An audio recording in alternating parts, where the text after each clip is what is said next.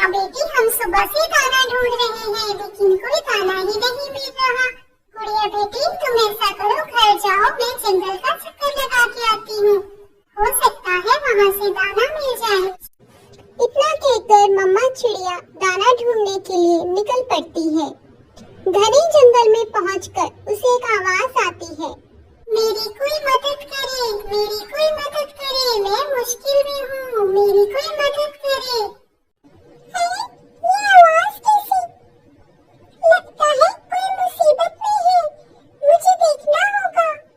इतना कहकर मम्मा चिड़िया एक कुएं के पास आ जाती है। मुझे यहाँ से बाहर निकालो, मैं कुएं में गिर गई हूँ, मेरी छड़ी बाहर रह गई है। चिड़िया मेरी मदद करे, मेरी छड़ी उठाकर कुएं में फेंक दे। और फिर चिड़िया ऐसे ही करती है। परी की छड़ी वो अंदर गिर देती है। परी झट से बाहर आ जाती है। तुम्हारा बहुत बहुत शुक्रिया चिड़िया, ये रहा तुम्हारा इनाम।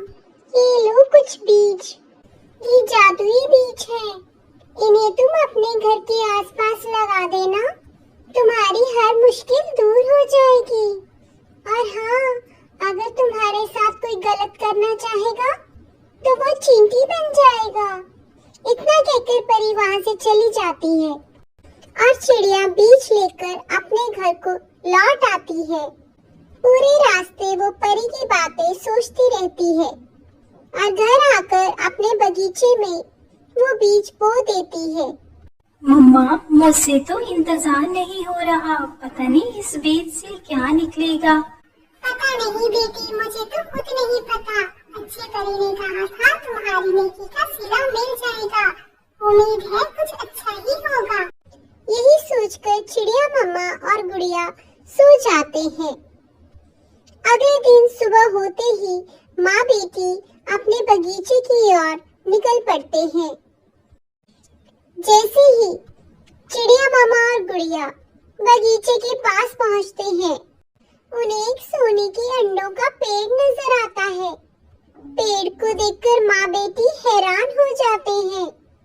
अरे वाह मम्मा, ये तो सोने के अंडे हैं, अब तो हम बहुत अमीर हो जाएंगे। अच्छे परी ने तो बहुत कमाल कर दिया। धीरे धीरे ये बात पूरे जंगल में फैल जाती है। गौरी कवि को भी इस बात का पता लग जाता है। वो चिड़िया को बिल्कुल भी पसंद नहीं करती थी। कालू, तुम्हें पता है रानू के गार्डन में सोने के अंडे वाला पेड़ निकल आया है। उन माँ बेटी के तो खुशी से जमीन पे पाँव नहीं लग रहे। मैं तो कहती हूँ जैसे ही रात होती है हम दोनों जाते हैं और सारे सोने के अंडे तोड़ के अपने घर ले आते हैं। तुम ठीक कह रही हो गौरी, बस रात होने दो, फिर मैं भी देखता हूँ ये माँ बेटी कैसे सोने के अंडों से खेलती हैं। और फिर रात हो जाती है।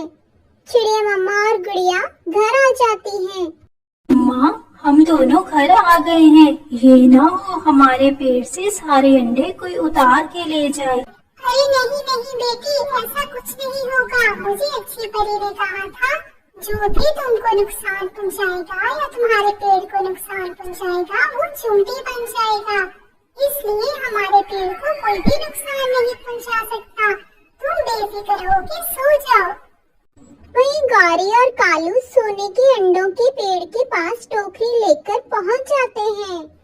कालू, इतने सारे सोने के अंडे मैंने तो अपनी जिंदगी में पहली दफा देखे हैं। जैसे ही गौरी कभी अंडे तोड़ने को होती है वैसे ही कालू और गौरी चींटी बन जाते हैं। कालू, ये क्या हो गया है? हम चींटियां क्यों बन गए हैं? कालू, वो मेंढक हमारी तरफ देख रहा है, जल्दी भागो, ये ना हो वो हमें खा जाए। मेंढक को देखकर गौरी कवि और कालू वहाँ से दौड़ पड़ते हैं। उन्हें उनके लालच का फल मिल जाता है, इसलिए हमें लालच नहीं करना चाहिए।